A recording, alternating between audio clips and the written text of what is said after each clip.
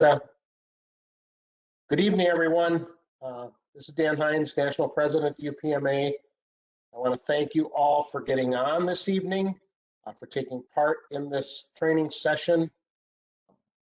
These events are co-sponsored by UPMA and FedPoint, FedPoint administers the Federal Long-Term Care Insurance Program.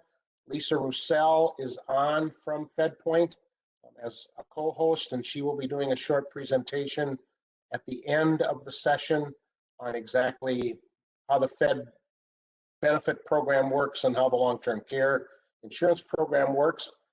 And then also we have Carrie Nichols, who's the postmaster from DeWitt, Iowa, and a WebCoins expert. Whether she thinks she is or not, I think she is. She's going to be doing the presentation tonight. We thank her for being on as well. This time I'll let Lisa say hello, and then I'll turn it over to Carrie. Good evening, everyone, and I just want to thank Dan for inviting me. I'm just going to take probably about 10, maybe 15 minutes tops just to tell you a little bit about the Federal Long-Term Care Insurance Program, just so that you have an understanding about the program and how it works. So thank you for having me here tonight. So with that, Carrie, I'm going to pass this ball back to you, and you can have the presentation. Okay. One other thing before Carrie gets started, if you have any questions during the presentation, please email those to me at dhines@unitedpma.org, and we will get those answers back to you on whatever the questions are that you have. That way there isn't interruptions and things during the presentation. So with that, I'm going to stop my video so that isn't a distraction, and I will mute myself, and Carrie, take it away. Okay. Hello, everybody. As Dan said, I'm Carrie, and I am a postmaster in Iowa. I am a level 20. I have 6 offices, and in my spare time, if I'm in the office and not out on the street, like probably most of you, I am helping with HR. I do the HR subject matter expert kind of things for my PUM area in my district. I post jobs, things like that. I have probably WebCoins up on my screen almost all day long.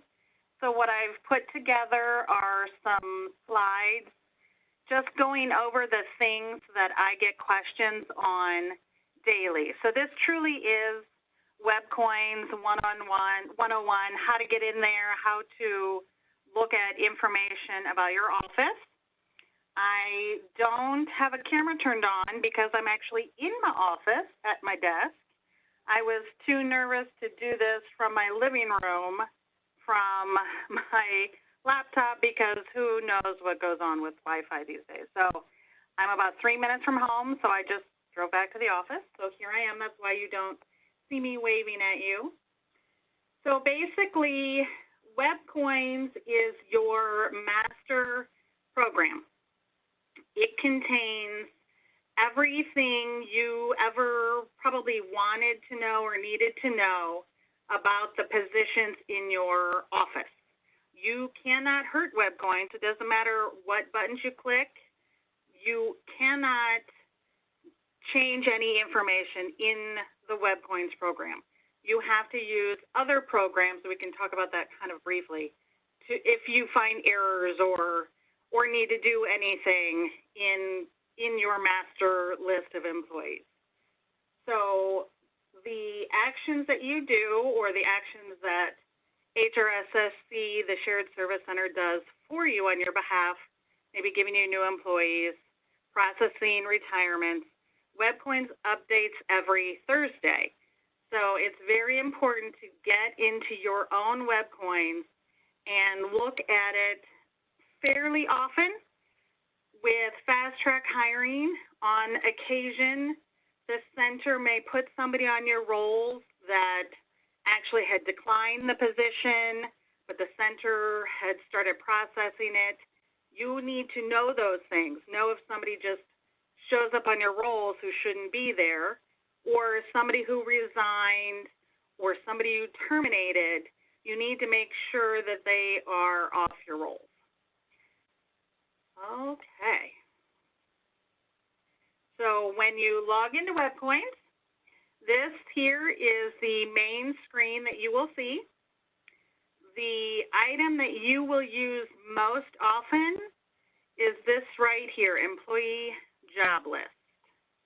So when you click on Employee Job List, what you will see over here on the left-hand side is your office.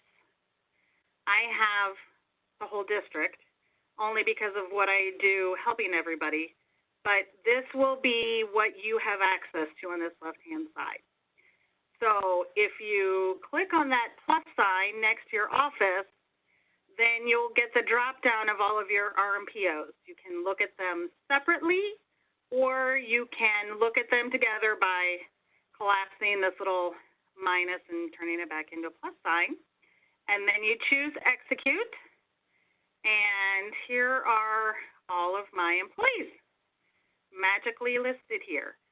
So they are listed by finance number, office, last name, first name, their employee ID, their job ID, and remember that no two people can share a job ID.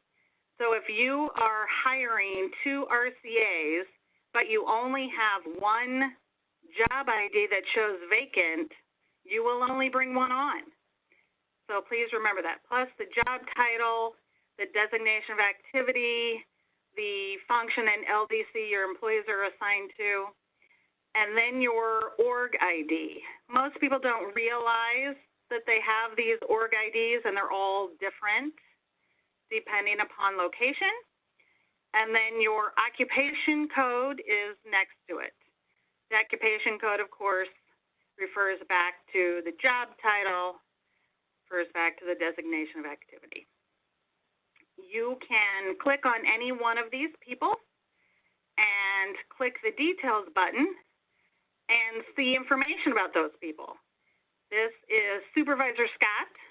He has a few more years than I do, and he is leaving before I do. But you can see some kind of basic information, his sick leave balance, his overtime hours, we've been short in the office, how much annual leave he has left. Thank goodness he doesn't have much, because I don't want him on vacation anymore. So you can kind of see some of this basic information. This is his job schedule. He has Sunday, Thursday off, so he had today off.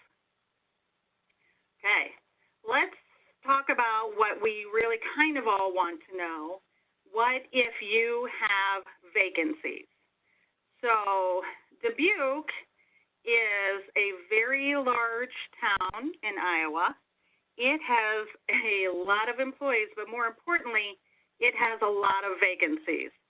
So we want to look and see how many vacancies they have that we need to post for, we as postmasters need to fill. So we're going to choose the office, and then there are 3 more tabs up here at the top. So we'll go here to the next tab over. We clicked it, criteria selection, and we want to know about rural routes. So we're going to come down here under craft and choose rural. I'm of the opinion, just make it simple. You can get very detailed in functions and LDC. You really don't need to. So choose rural, then go to the next tab and click additional criteria. And because Dubuque has so many rural positions, we're going to narrow it down to RCA serving a regular route. Next to it, notice, is the occupation code. So when you have documents or forms that need to know what the occupation code is, you can come right here, and here they all are. And then leave position status to all, because we want to see the vacant ones and the occupied ones both, which is why we clicked both in this next column called occupied. Then we're going to click on the next tab, and over on the right-hand side are a lot of extra options.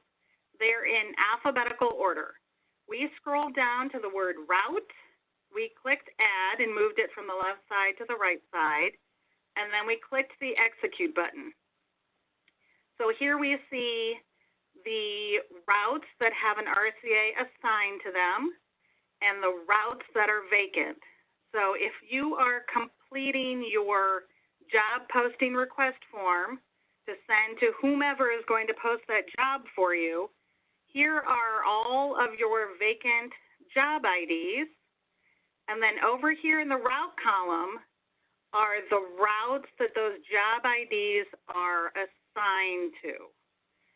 So here up above is Norman Greenwald really on Route 4?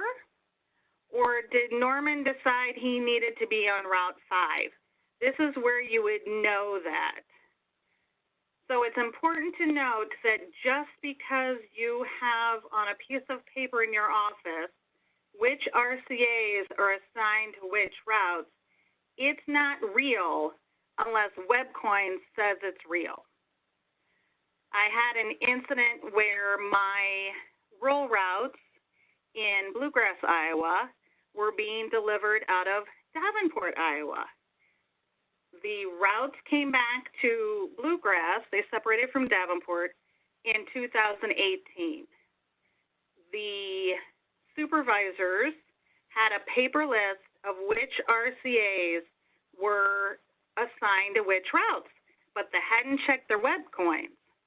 So when it came time for those rural routes to move back to Bluegrass, the RCAs that were assigned to those routes in WebCoins were the ones that moved with the routes. They were in for a little bit of a surprise. So not that that is a very common situation, but you often want to know who is assigned to which route, and this is how you do it in WebCoins with the Advanced Options tab. If you need to make a change because something is wrong, if you need to shuffle them, that is done on a worksheet on the Rural Blue page, and we can look at that in a little bit. Okay, so let's say you're a little bit smaller office and you don't have as many vacancies, so we're going to go back and again under criteria selection, the second tab, Rural.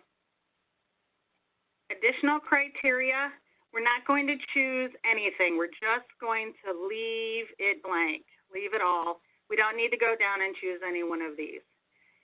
While we're on this page, these job titles that are listed here under additional criteria are the positions that are in your office or under your APO umbrella assigned to you. I do not have a VOMA, so I wouldn't be able to find the job title VOMA here. So if you're ever missing a job title, that's a problem. That means all of a sudden you're missing an employee or a whole class of employees. Okay, additional criteria both. Advanced options, I went back to the left-hand side and chose route. I added it, I executed it. So this is my rural route staffing. And I clicked on the word route to sort everybody in route order so that I could see which regular had which sub assigned.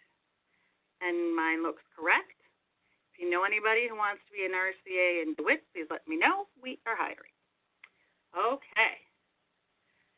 Let's go back and look at something else that I get a lot of phone calls on, and that is your non-career breaks in service.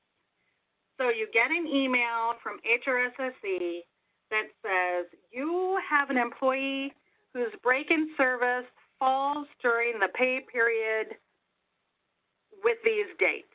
Well, clearly your non-career employee does not take a break in service for 2 weeks. So it's important to log into your WebCoins and look to see exactly what that break in service start date is. So here we are again, we're checking our office on the left side. And then we're going to the second tab, criteria selection. You could choose CCA or PSE. I chose PSE. And then I skipped additional criteria and went all the way to advanced options. Again, on the left-hand side, it's in alphabetical order, limited appointment date. I chose that. I clicked add. I hit execute. And here are the limited appointment dates for the PSEs that are assigned to me. So this one up here on top, Dana Hansen, she just got back from her break-in service. And I can tell while she was gone on her break-in service that the center processed it because her next break is in 2022. So she will start her break on April 6th. Limited appointment means you work until this day and your break starts the next day. Yes, Sundays count. So 5 days. Starting April 6th is when Dana will be on her break-in service. Dear sweet Cynthia gets the 4th of July off every year. She goes on break July 4th. That's when her break officially starts. Some years she actually gets her limited appointment day or her last day of work off. That's a free day for her. It does not count as part of her break-in service. So keep in mind, whatever the day is after your limited appointment date is the first date of the break. Okay. What if you need a seniority report for your office? Maybe you're one of those size offices that makes sure the seniority report is always posted, and your union wants to verify the seniority dates are correct. So you're going to, again, choose your office. And then I happen to hit execute, and these are all the employees in Rock Island. And then I'm going to come over here to this next tab, criteria selection, and I chose the clerks. What's the seniority information for the clerks? My bestie is a clerk down in Rock Island, so I decided to pull them. And then over here, you kind of can't see it, but down here behind this big gray box is a little gray box called reports. So I clicked it open. Again, I love that they made it simple. Everything's in alphabetical order. Scroll down to the S's, click Seniority Report. I always just choose PDF because it's easier. And then here's my seniority report for the clerk craft in the Rock Island Post Office in Illinois. So Lisa Weber, her seniority report in the clerk craft in Rock Island is 1981. My bestie, Janice, she started the exact same date I did, December 7th. And here they all are according to seniority. So when you pull your seniority reports, what happens if your union comes to you and says, Julia DeClerc should not be senior to Angela Leonard? There is a mistake. In order to fix a seniority date, you will go into EHRSSC forms and you will start process for the position. You won't start process for the person. You will start process for the position. So I'm going to give you this huge word of caution. Do not change the seniority date because so-and-so said so. Please verify that with your local services, or you will cause some issues if you don't. Please make sure you verify, verify, verify. Okay.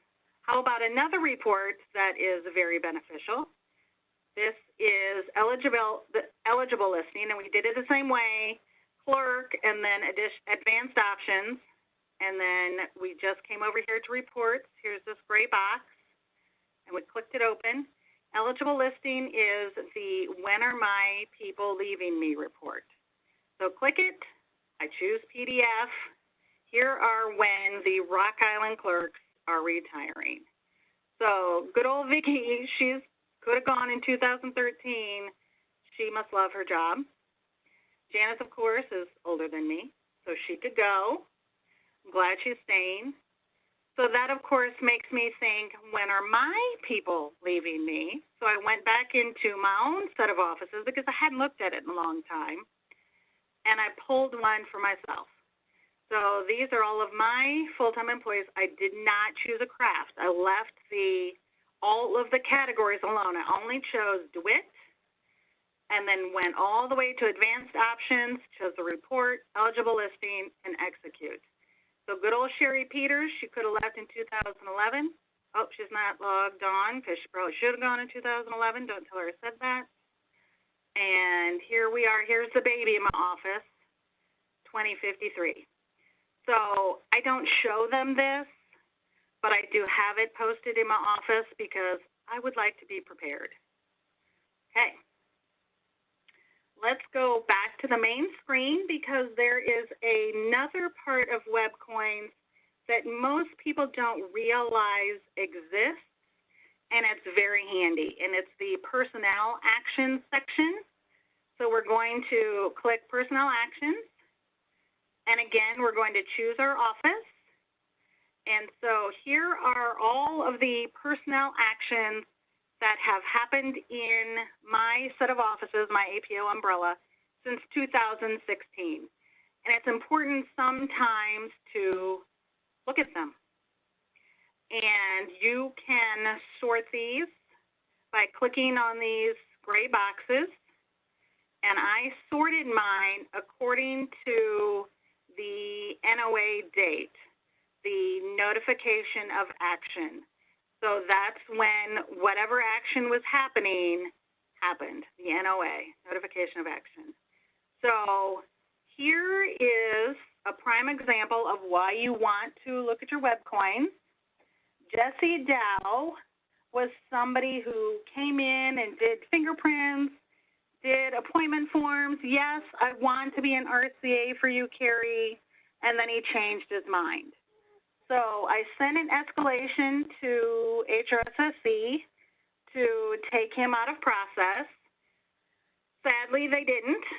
They put him on my rolls on March 20th of 2021. Well, I want that position to be vacant. I did not wait on HRSSC to take their time canceling the accession. So I went into HRSSC forms and removed him myself. That's what this is, resignation all other. And I set the date for the exact same date that he came on my rolls in the event he ever applies for the Postal Service again, so that his next office or HRSSC will see that he didn't ever really work. He was on the rolls and he was off the rolls. There are also things that happen or are updated in your WebCoins that you don't know. Larry Curtis, dear sweet Larry, got bit by a dog in 2019. He's been in and out of my office. I did not know that he had LWOP exceeding 30 calendar days. I did not know that he had termination of pay retention. There are a lot of things in here that we just don't know. So it is important to sometimes look at those. So that is basically WebCoins 101. Let me show you how to get there. So clearly I have WebCoins saved to my desktop or my little bar here, my favorites bar. But if you don't, what you want to do is type workforce.usps.gov into your web browser. And I have it up already because the workforce dashboard is ginormous. It has a lot of things in it, so it takes kind of a long time to load. Your full-time job bids are on the workforce dashboard. When Mary Beth did her training on SWIX, that dashboard is on workforce dashboard. When we post jobs, that's also on this dashboard. Okay, so here under applications is WebCoins. Click the application and open it up. Enter WebCoins.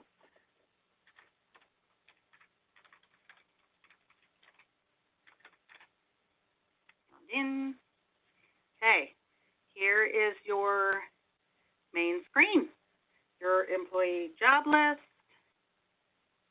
and choose your office. And let's look again at my role vacancies. Advanced options. Scroll down alphabetical to route. Again, there's so many things in here. You can find a post office's address, street address in here. You can find post office extra names in here. Retreat rights. Maybe you need to know when somebody chose to exercise their retreat rights. That's all in here. Route, add, execute. So if it will come up.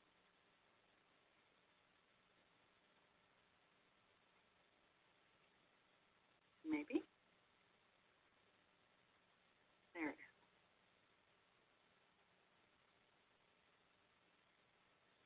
So this right here is why it is important to check your web coins. I made these slides for last Thursday's presentation. So I was in my own web coins on April 5th snipping these. It is April 15th, WebCoins updated today, and I don't know if you can see this, but Jesse Dow is back on my rolls. I didn't hire him, I didn't put him on my rolls, and I'm not happy that he was assigned to Route 3 because I just sent in a fast track checklist to hire somebody else and assign them to Route 3. So I think, oh my word, what happened? And again, that's a prime example. Check your web coins. So I'm going to go back home, and I'm going to click on Personnel Actions and choose my office.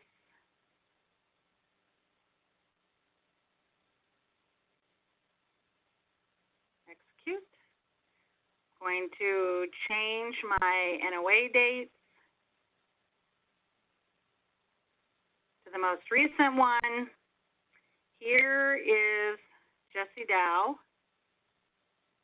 Here is where he was appointed on March 20th, appointed from the register. Here's where I separated him on the same day. Somebody, wasn't me, went in and reactivated him. I don't know if that's just the center trying to process the cancellation that I had asked them to do a month ago. The center is behind. We all do know that. But they reactivated him. And then there's no other action. That's just it, those three, to take him back off the rolls. So I sent a message to the center today asking for them to please do that. Okay. Also, one quick thing that I want to show. So what if you are searching for a person? This is such random information. But let's say that you had somebody drop off an employee ID badge in your office, and they found it on the street somewhere. It's not anybody you recognize. You have no idea what office. So you can choose Advanced Options, Employee Name, and type in the name and find the person to work in Clinton. You can drop that in the mail to Clinton. It's kind of handy if you need to search for things that way. Okay, that was about 30 minutes of 101 training. If you will humor me really briefly for a couple of minutes, I just want to show you, if you go to this hiring blue page, and down here on the left, HR Shared Service Center, this is where you will find your life cycle information.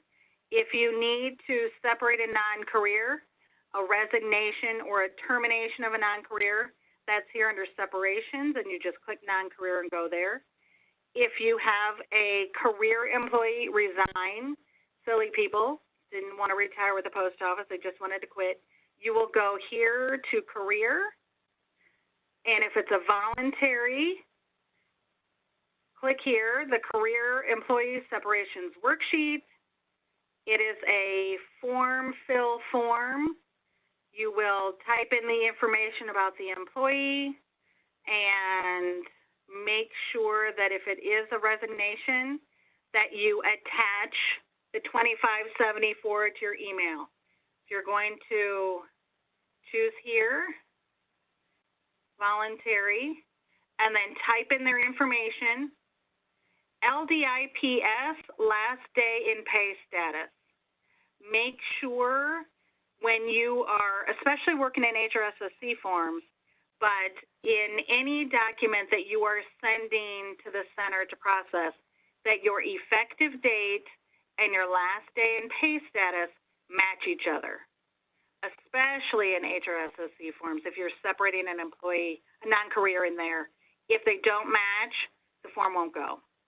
So then you go up here to click Save an Email, attach the 2574, and send it off. That's how you separate your career employees. Okay. If it will.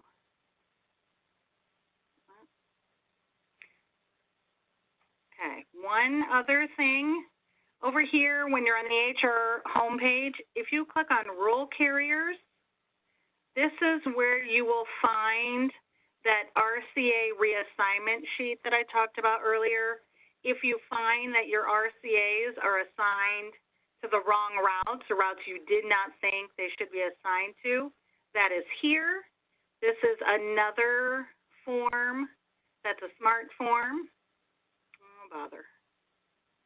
That sometimes wants to open.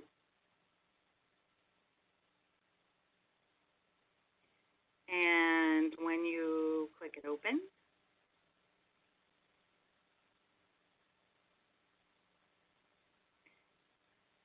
maybe.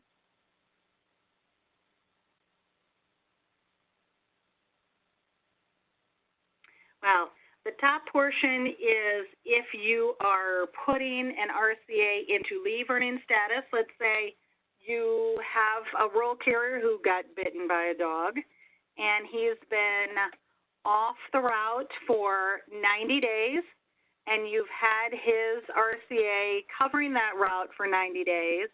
On the 91st day, that RCA now begins earning leave.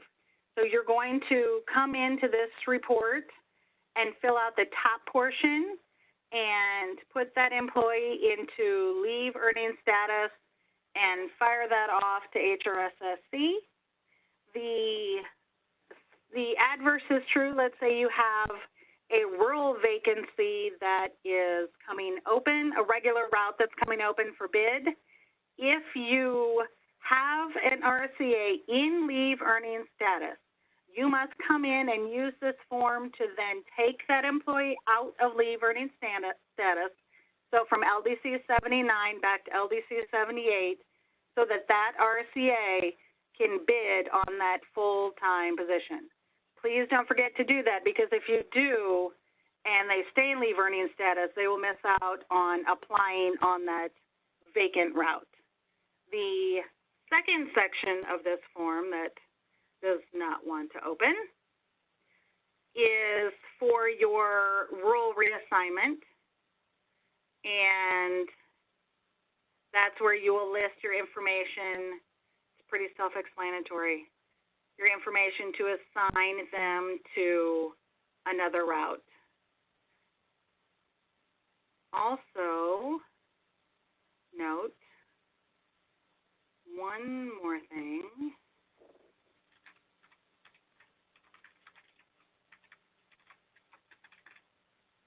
Oh, maybe not.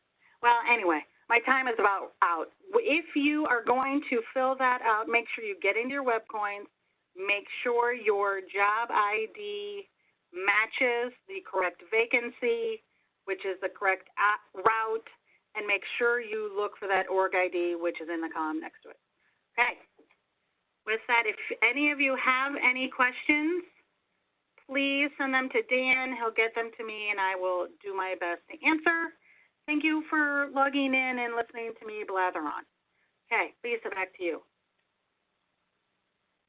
Or Wonderful. Dan. That was great, Carrie. Dan, do you have any words that you want to say before I'm going to start to share my video? But I just want to say thank you to Carrie for sharing the information. And again, if anybody has any questions, just email me and I will get you the answers.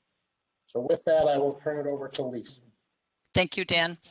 Good evening, everyone. I just want to take the opportunity. I'm a senior account manager with FedPoint, and many of you probably have heard of Long-Term Care Partners. We changed our name, but we are the administrators of the Federal Long-Term Care Insurance Program and also Benefits, which is the Federal Dental and Vision Program.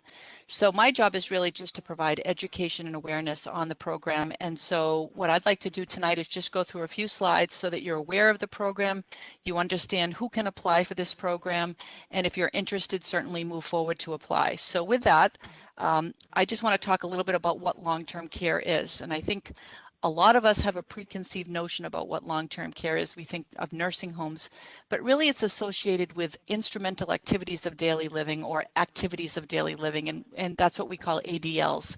So when you can't perform 2 activities of daily living for 90 days or more, or let's say you suffered from a major cognitive impairment like Alzheimer's, that's long-term care. So that's what we're talking about when we talk about long-term care. It's not skilled medical care. It's not the type of care that you receive when you go to the doctor's office or the hospital. And it doesn't really matter why we ever need assistance with these activities of daily living. The need for long-term care can arise at any age or for whatever reason. It could be from a disability, from the aging process, from COVID. And we're really, just like I said, we're talking about custodial informal care when we talk about long-term care. The reality is that we're living longer, and the longer we live, the higher probability that we're going to need some care at some point in our lives. So it's great. It's wonderful that we're living longer, new technology, new drugs, but the cost of long-term care or just one long-term care event can really derail your retirement. So I know all of you have worked for the Postal Service. You're here, you're working, you have an estate plan, a retirement plan, a financial plan. I encourage you simply to have a long-term care plan. At least have a discussion with a financial advisor, have a discussion with your family members. And the question to ask is, what is going to pay for this type of care and who is going to assist you with that type of care? A lot of us think that our children are going to be there for us, and maybe not the case, and especially those who don't have children. And if you've ever cared for a loved one, you know that caring for somebody, when we're talking about custodial care, it's exhausting and overwhelming for someone. One of the most important things to understand is that your long-term disability insurance doesn't cover long-term care, nor does the FEHBP, TRICARE for Life, Medicare, Medicaid. So, disability insurance is there during your working years. It's there to cover expenses, your living expenses, and when you retire, you don't have disability insurance. FEHBP covers acute diagnosable conditions that you either stabilize from or recover from, but in no way does the FEHBP coverage cover custodial care that we're talking about that's associated with long-term care. Medicare, it is worth noting those that are eligible for Medicare, and if you have someone that is eligible for Medicare, there is a rehabilitative benefit on a short-term basis, and it is subject to some restrictions, and basically those folks can go into a skilled nursing facility. My mom, I lost her 2 years ago, and I had the experience of seeing her, caring for her, and she went into a short-term facility, and basically you have to have a minimum of 3-night stay in a hospital. I believe with COVID that's being waived right now. However, when you go into that facility, it's really rehabilitative in nature. So the first day 1 to day 20, Medicare pays for that, but on day 21 to day 100, you have a copay, and it's about $170. And so that's about $13,000 a year, for that short time. And then at day 100, you're actually, you're on your own. You'd have to pay. So most rehabilitative places like this in a skilled nursing facility will actually discharge you. So just know that these areas don't cover custodial informal care that's associated with long-term care. In terms of many of you are thinking of retiring, you're planning where you're going to live, I encourage you to go to ltcfeds.com if you're thinking about long-term care and you're curious. Many people have, maybe gone to our website. They might have attended webinars. So we do education and awareness. So I go down to headquarters quite often.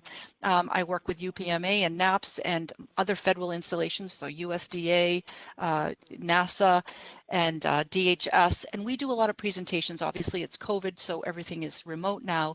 But we go in and we do presentations so that people can understand the program. And we tell everyone, that think about where you're going to live when you're thinking of retiring, and don't only think about the cost in today's dollars, but what are those costs going to be in the future when you retire? This is national. This is a national average of what the cost of care would be. And when you look at home care, let's say in San Francisco, you're looking at $47,000, $580. That's just 5 days a week for 5 hours of care. We all know if you're caring for a loved one that it originally starts out with maybe a few hours a day.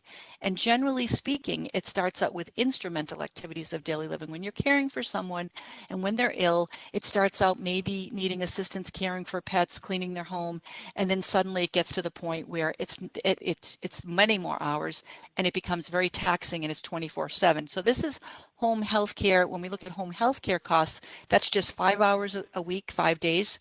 And we know that it eventually becomes 24/7 when you need assistance. And that's when family members reach out to get assistance. So nursing homes vary across the country as well. So when you think about supply and demand, when you look at Phoenix, Arizona, to look at the cost of a nursing home compared to, say, San Francisco or Grand Forks, it really varies. So really think about where you're going to live when you retire and what are the costs if you're going to need care, whether you're going to be at home or whether you're going to go to a nursing home. You have that choice in selecting where you want to be. The FLTCIP program really reimburses for the type of insurance or the care that health insurance struggles and family struggles to provide. Really, that's what it's designed to do. It protects enrollees' retirement plans, and that's what we're really talking about. We're really talking about preserving your assets. Many people want to leave money to their heirs, and as I said earlier, one long-term care event can, derail your retirement. It allows enrollees to stay at home as long as possible, and that's important because most people do want to age in place. They do want to be at home. Certainly, there's better efficacy of care, people who are cared for by their loved ones, there's better health outcomes. It reduces family member stress. Remember that this is the most stressful life event, caring for a loved one, if you've ever done this. And we've had a lot of societal changes in the past 20, 30 years. When you see greater divorces, you see that children are either estranged from one or both parents. You also see the sandwich generation where people are having children later in life. I have twin daughters and I started my family when I was 37. So when my mom was sick, I'm caring for my daughters. So that's something that happens. And simply speaking, most parents don't want their children to have the burden of caring for them. As I said to my husband, I know our children would do that because they love us, but we don't want them to have to do that. And there's the difference. You want them to have a choice. Also, having a program like this, it really facilitates informed decision making every step of the way. So you have assistance. You're not just left high and dry with trying to understand how does this program work. We have care providers, care coordinators that can assist you. When we're talking about long-term care, you can age in place at home. You can go to an adult daycare center. There's assisted living facilities. There's nursing homes and hospice facilities. And those are some of the locations where you can receive care. A few points I want to make here is that this is the largest employer-sponsored long-term care insurance program in the country. And this started basically by Congress. It was an act of Congress back in 2000. The Federal Long-Term Care Securities Act was passed. And in 2002, we were awarded the contract. And so this program is underwritten by John Hancock Life and Health Insurance. And any of you who are familiar with John Hancock, you know that they've been in business for over 150 years. And we also have a contract with OPM. So everything that we do gets approved by OPM. These slides, having this contract with this relationship with UPMA, we discuss this with OPM. Any slides that we do, any materials that are out there, OPM has to approve everything. If there was ever a rate increase, OPM would have to approve that as well. So FLTCIP premiums are held in an experience fund separate from John Hancock's other assets, and that's important to understand as well. So we're there to pay your claims. We just paid over $1 billion in claims, and we're there to pay administrative costs. So that's where that money goes to. And then there's obviously high performance metrics to meet. Who is eligible? And it's really important that you understand this because as federal employees, I'm just amazed how many people just don't know about the long-term care program, especially military. And so it's our job to really educate the federal family, the whole population, all civilian, federal employees, postal employees. So really active and retired members of the uniformed service, qualified relatives. This is a big takeaway. If you leave tonight with anything, the points I really want to make is have the discussion with your family members and talk about, long-term care, because a lot of people don't want to talk about it. And secondly is share this with your qualified family members. If this is something that you're not interested in, that's fine, but certainly share it with those that are eligible. So your current spouse, your domestic partner, your adult children age 18 and over, your parents-in-law, and step-parents, and certainly a surviving spouse receiving a survivor annuity or a basic employee death benefit. So when you retire, however, your parents-in-law, and step-parents are not eligible. So if you're thinking of having them apply, make sure that they do it while you're still working as a postal employee. That's very important. In terms of coverage, this is the last few slides I have here. Premiums are based on your age at the time of your application. And that's why we always tell people it behooves you to really apply for this coverage when you're younger, because you get into this program and you start to pay your premium, and it's cheaper. We have early adopters that come in even in their 30s or 40s, but I can honestly tell you that the average age we see people coming into this program, the Federal Long-Term Care Program, we refer to it as the FLTCIP, is about age 52, 53. We also see people coming in their 60s and 70s, so it doesn't mean that it's ever too late. What's important to understand is that it is a medically underwritten product. And so what that means is, obviously it behooves you to apply when you're younger, because as we get older, we come down with medical conditions that we never thought we would come down with before. So you may prevent yourself from getting into this program based on some medical conditions. So what I would encourage you to do is that know and understand is that there's insurable and uninsurable conditions. And there are comorbidities as well. So when you fill out an application, I encourage you, if you're interested, go to our website, ltcfeds.com. You can download an application. We have fabulous customer service representatives that you can speak with Monday through Friday from 8 a.m. to 6 p.m. They can assist you in filling out an application. But there is a list of questions on that application. The first 6 questions asks you, are you needing assistance with these ADLs? Do you use a 3-prong cane? Do you have MS? Do you have some of these autoimmune? So they list these out, and if you say yes to any of those, we automatically tell you, please don't continue. But if you continue to say no, you continue to fill out that application. Obviously, we will ask to see your medical records. We need to get your approval. But again, it is a medically underwritten product, so you may or may not get in. But again, it behooves you to apply when you're younger and healthier, and so that's something to consider. Each participant must apply individually, so you apply on your own. It's not like the FEHBP where you have self and one or self and family. Coverage is fully portable and it's guaranteed renewable. So in other words, when I talk about portability, what I mean for all of you to understand is that if you decide to go work for ABC Bank, you left the Postal Service, this program continues with you. It will go with you wherever you go. And you could, as long as you continue to pay your premiums, it's guaranteed renewable. So we're not going to ever stop your coverage, or if you came down with a condition, we're not going to kick you out of this program. Once you're in this program. Qualified relatives can apply even if you don't apply. So let's say you didn't get into this program, it doesn't matter. Other qualified members can apply, and even if you didn't apply. Also, another point I like to make is that this is not an open season benefit. What I mean by that is that you can apply for this coverage all year long. It just gets a lot of recognition and a lot of visibility during open season because we're out there, we're doing education on benefits as well, because that's the time when federal and postal employees, military employees can make changes to their coverage under the FEHBP and also with benefits. In terms of consultants and what are some resources for you, just go to ltcfeds.com. I can't say that enough. We really have a wonderful website.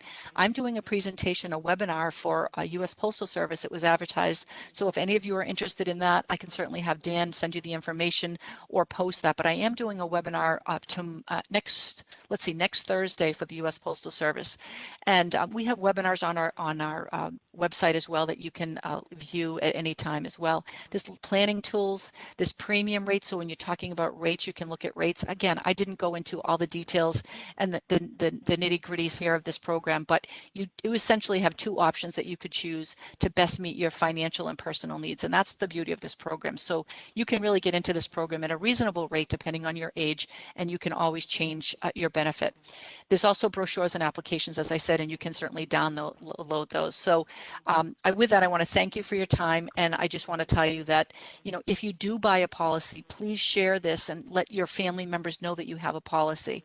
I try to remember to say this at the end of these presentations because I have come upon a few people, only two, that have shared with me that they were exhausted taking care of their parents or their loved one, only to find out, and they exhausted the family, the heirs, all kinds of money and assets, only to find out that their family member or their loved one had a long-term care policy. They were dusting off the file cabinet, and they found a long-term care policy. So please share this. If you buy this policy, share this with your family members, let them know. Have the conversation with your loved ones.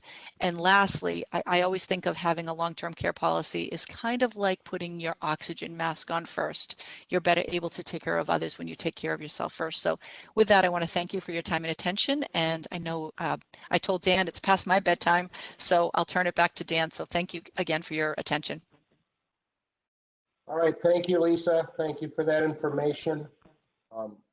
I would encourage all of you that if you have employees that you think may be interested, or as she said, family members or extended family, make sure that you share that information with them. With that, again, I want to thank Carrie for her presentation, and thank you all for getting on. And with that, we will close this evening's session and have a good Friday coming up. Thank you.